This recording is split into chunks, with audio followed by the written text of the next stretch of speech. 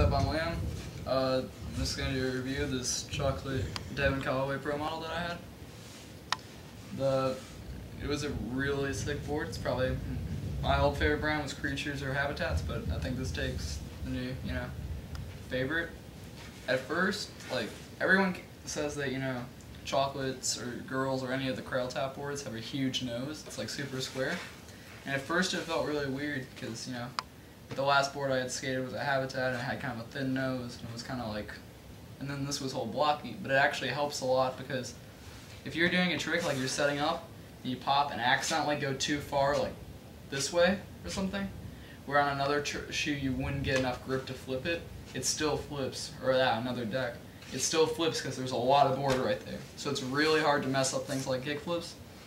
Or even, especially tray flips for me, because I always accidentally go too far early, and don't get a lot of flick and it just goes like this. So it really helped me with those kind of tricks. The concave was super sick. It's not really steep. It's steep enough that it's one of those boards that you can easily get flip because of the concave.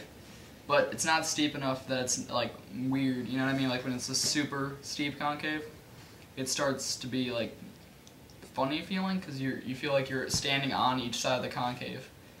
The board so the board feels really good. It held up pretty well. I mean, I was skating every single day for at least 3 or 4 hours. The only problem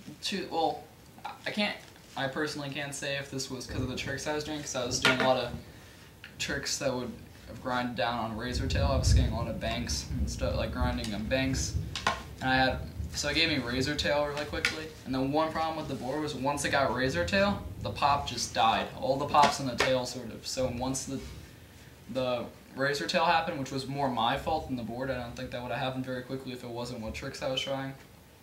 But once that was gone, the pop just kind of died. And once the pop kind of dies, the rest of the board sort of dies. And also, it has kind of a weak nose in a way. If you land primo on something like this, where it dives into the ground, this area is going to chip seemingly way easier than a lot of other boards. It doesn't chip surprisingly for how much razor tail I had, I didn't get any tail chips. It's just if you dive bomb any part of the board over and over again trying a trick, it's going to start to crack like that. But overall, this is probably one of my favorite boards I've had. It was really sick.